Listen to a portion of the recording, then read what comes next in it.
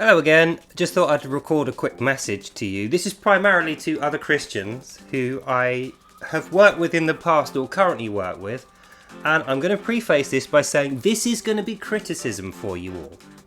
Right, so don't take it personally. This is me criticising sinful things and ways. Things we shouldn't be doing, not the people who are doing them. We're all guilty of doing sins. At some point in our life, we're all going to do these things. The reason that I'm bringing this up to you specifically, Christian talkers, speakers, preachers, is because we are teaching other people these things as we go. And the way in which we do these things is the way people will learn. So they're not learning from our preach. That's the thing that I want you to keep in mind. When we preach the Bible, we're all preaching the same Bible, right? So the thing that they're learning from is not the words. We are using the words in order to teach them something, but the way they're learning the something is through our actions, right? They're looking at the example of our behaviour. And that's why it's important to practice what you preach. That's why James says, faith without works is dead. It doesn't mean that you need works in order to have faith. It means when you are telling people about your faith, they will not believe you have faith unless you have works to show. And the works you have to show is in your behaviour, right? So you are practicing what you preach. Works and faith work together like that. Faith without works is dead. Preach without practice is dead. Is the modern version of that, right? So that's point number one. Preach without practice is dead. It's pointless. It doesn't teach anything, and it makes you a hypocrite to have done it.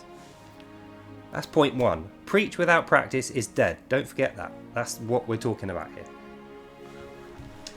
So why do I feel the need to bring this up and not mention any names? Because I'm not trying to cause division here. I'm not trying to make content or gain fame or popularity from creating a drama with people like certain others that I have worked with, who I shall not name. You know who you are. People who revel in the drama. You shouldn't be doing that. It's not what you're called to do. And while you're preaching to other people to have meekness and love and forgiveness and brotherly behaviours, then not doing those, you have no practice with your preach. Therefore your preach is dead. That's what we're getting at here. You have to realise, when you're preaching one thing to other people but not to yourself, when you have one rule for them but not for you, what does that make you? It makes you a hypocrite is what it makes you. It makes you a Pharisee is what it makes you. You're like the high priest of Israel. When Jesus was ministering his apostles, and they were criticising him. Like in Simon the leper's house. The guy was like, why are you wasting that oil, tipping it all over Jesus? What a criminal waste of oil that is. What does Jesus say to him? When have you ever done anything for the poor? Never. Well, this woman is doing a good work. When have you ever done good work? So you're telling her off, saying she should be helping the poor more, when you have had every single day of your life to work with the poor, which you have been commanded by God to do. When have you ever done it? Never is when. That's what Jesus said in rebuke to the Pharisees. But why don't we consider ourselves to be under that same criticism when we are speaking the gospel, when we're preaching, claiming to be these great Christian speakers? Before we look at the plank in the eye of our brother, we should look at the mote in our own eye. No, it's the other way. We should look in the plank in our own eye before we look in the mote in our brother's eye. So what that means is, don't go to someone else with the criticism before you have cleared yourself of that criticism. And that's what I have done in the past, right? So I can stand by all the criticisms I've ever made of my brothers.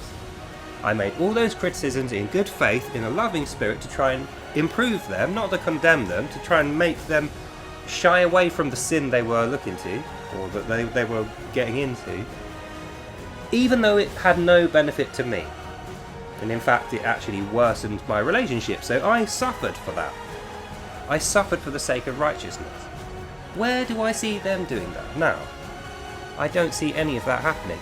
Or when I see people preaching, they should be working for the needy. They should be working for the orphans. They should make time for the widows. Plead the widow's case. Give justice to the fatherless. These are the things we are preached, and these are the things we preach to others. But then I look at my Christian brothers and I say, where is your work? Where have you ever helped the needy? Where have you ever pled a case for a widow? Where have you ever spent time with an orphan? Where have you ever invested yourself in those people? Ever. I'm not even saying when do you regularly do it.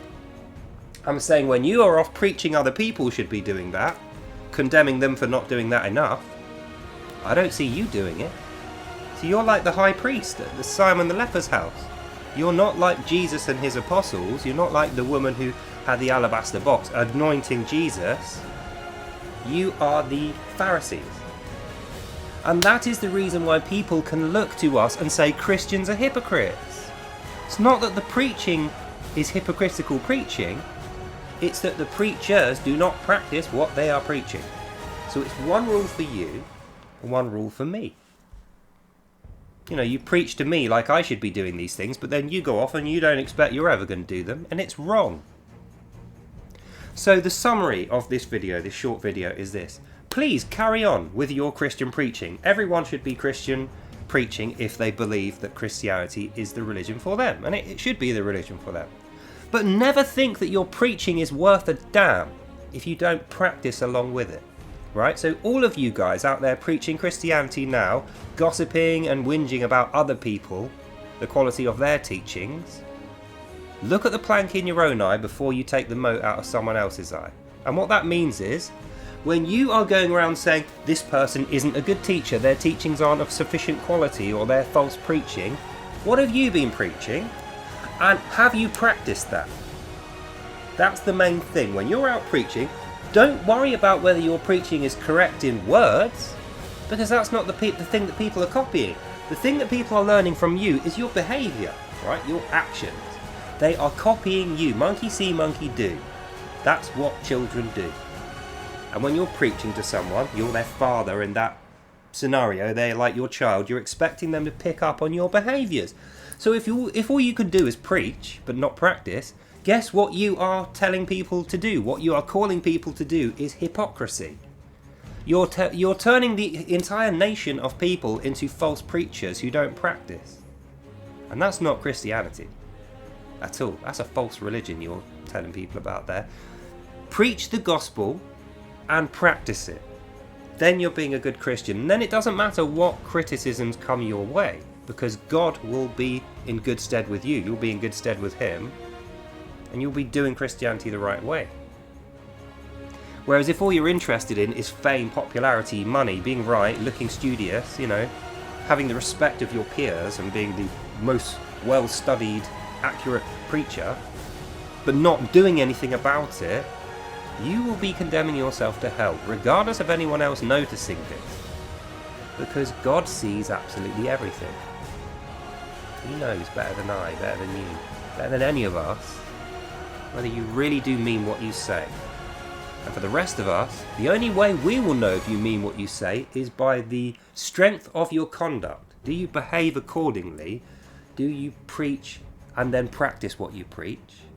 Or do you just expect other people to do this and scurry off and do nothing of the sort yourself? That's the question that should be in your mind when you preach and after you've heard preaching. Does your life reflect your faith? Because if not, your faith is dead. And dead faith doesn't save anyone. So hopefully your faith is backed up by a number of good works you will do.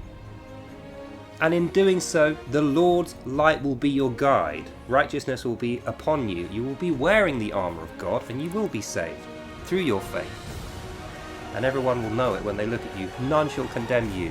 None shall have a reason to condemn you. And you will be a good Christian. So, that's the end of this video. 9 minutes 28 on the clock. I think I've said my piece, and I've said it well. That's all for now. I hope you enjoyed that and you learnt something. God bless you all, and I'll see you lovely people in the next one. Bye now.